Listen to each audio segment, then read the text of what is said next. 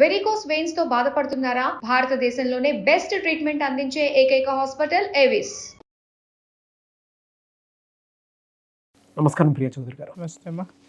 యూనివర్సల్గా ఎక్కువగా మనం చూసేది ఒకటి చెప్తానండి, ఎవరు అబ్జర్వ్ చేసినా ఇందులో మాత్రం ఖచ్చితంగా పాయింట్ ఉంటుంది.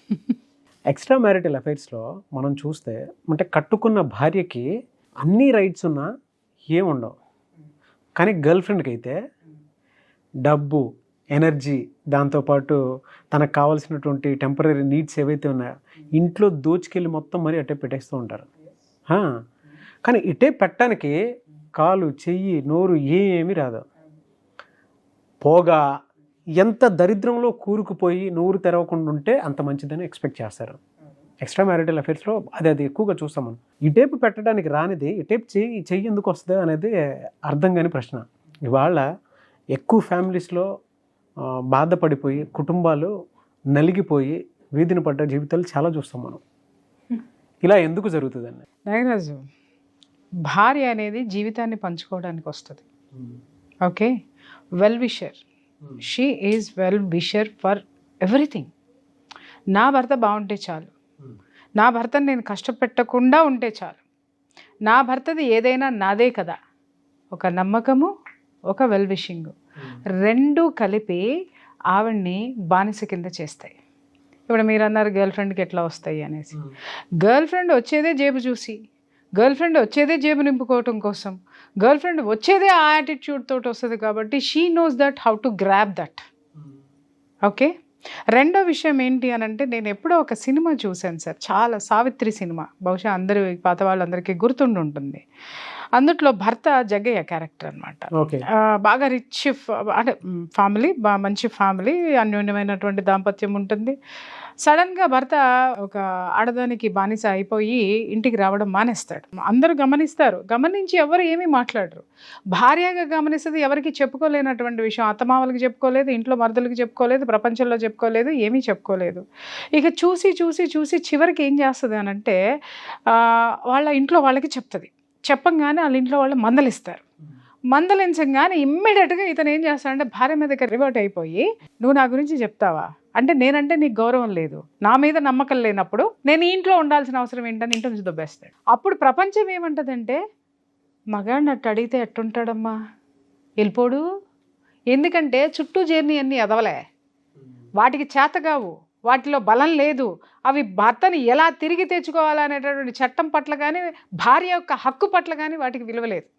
వాటికి అవగాహన లేనటువంటి క్యారెక్టర్లన్నీ చేరిపోయి, అదేంటమ్మా మగాడు చేస్తే చేశాడు అట్లా అంటావా, ఇప్పుడు ఇంట్లో నుంచే వెళ్ళిపోయినాడు కదా, నువ్వే చేసుకున్నావు, తిరిగి ఉల్టా మాట్లాడుతూ ఉంటారనమాట.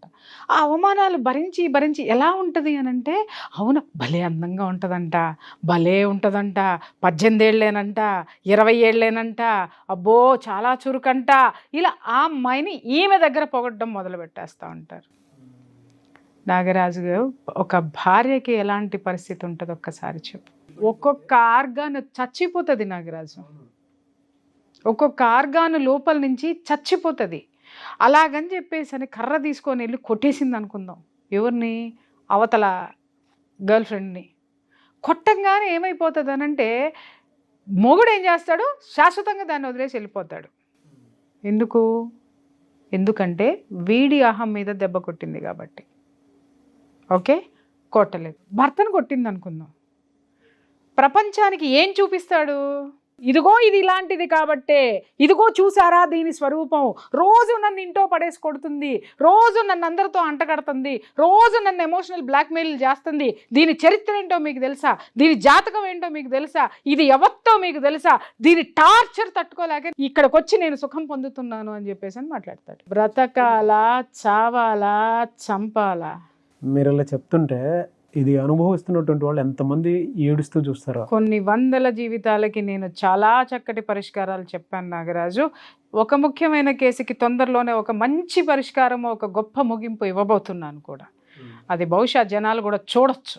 ఓకే, ఏం చేయాలి, ఈమె ఏమి చేసినా దాన్ని ఉల్టా ప్రపంచానికి పరిచయం చేయంగానే జనమందరికీ ఏమవుతుంది అనంటే, ఒక మగాడి మీద మగాడు చేస్తాడేమో, ఈమె ఏంటి నేను భార్యని అని చెప్పేసి అరిచి గీ పెట్టినా కూడా ప్రపంచము మగాడికి ఎంత సానుభూతి చూపిస్తుందో.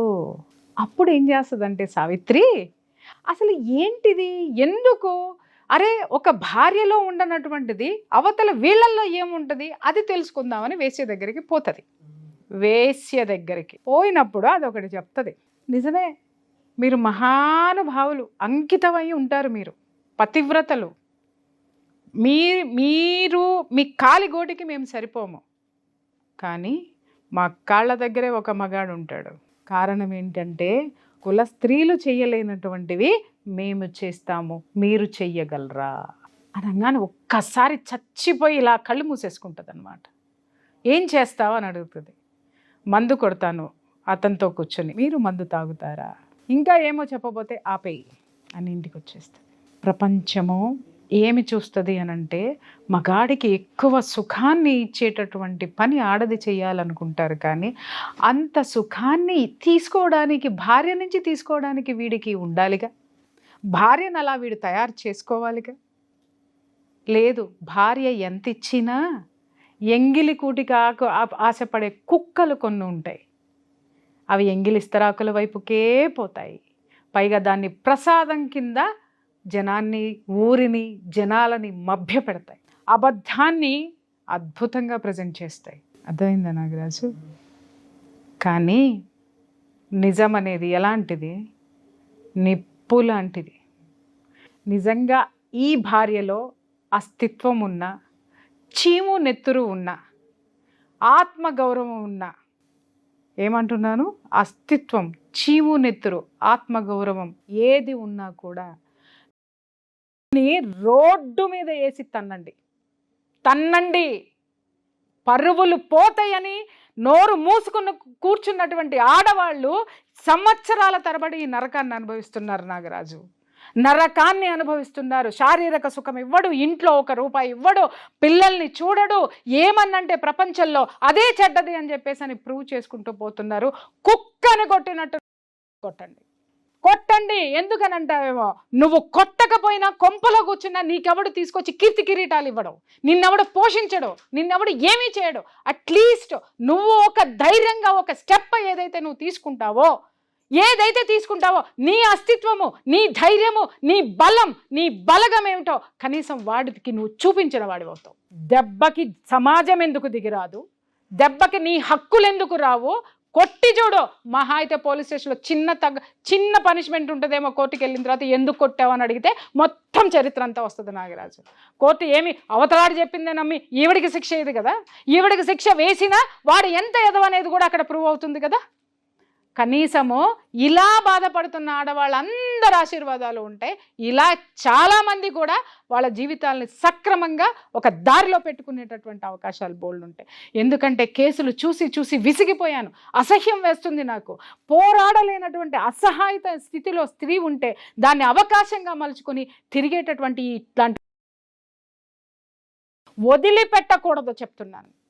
కొట్టండి, కొడతారో సంపుతారో. ఇంకా చెప్పాలంటే నేను ఎందుకు ఇంత పరుషంగా మాట్లాడుతున్నానంటే నాగరాజు, ఎన్ని జీవితాలు నాగరాజు గారు, ఎన్ని కుటుంబాలు, పిల్లలు ఎంత నలిగిపోతున్నారో తెలుసా మీకు? అసలు పిల్లలు మానసిక క్షోభకి గురైపోయి, యాంగ్జైటీలకి గురైపోయి, క్షమించండి మాట్లాడుతున్నందుకు, ఇవి ఏమో కారులో తిప్పుతాడు, ఫ్లైటుల్లో తిప్పుతాడు, ఇంకా చెప్పాలి అనంటే హనీమూన్లు వేసుకుని తిరుగుతూ ఉంటాడు. ఇంటో పెళ్ళాం ఎదవలాగా కూర్చోవారా? చట్టం ఎందుకుంది? సంకనాకనా చావనా? చట్టం పెళ్ళానికి లేనటువంటి హక్కు ఈ సమాజము ఉంచుకున్న దానికి ఎట్లా ఇచ్చింది? అన్ని హక్కులు ఉన్నాయి. ఏ దారులుంటే ఆ దారుల్లో పోరాడండి. నిజంగా ఇలా కూర్చొని ఉన్నారు అని అంటే మాత్రం మీకంటే సిగ్గులేని జాతి, మీకంటే సిగ్గులేని చీము నెత్తురులేని బతికే కంటే వాడి నన్న దారిలో పెట్టండి. కాళ్ళు చేతులు నడువిరక్కొట్టి దారిలో పెట్టుకొని మీ జీవితాన్ని శభాష్గా మీరు ముందుకు తీసుకెళ్ళండి. లేకపోతే ఇంకా చచ్చిపోయామనుకొని బ్రతకండి. థ్యాంక్ యూ అండి. Thank you so much Priya Chaudhary గారు. Thank you.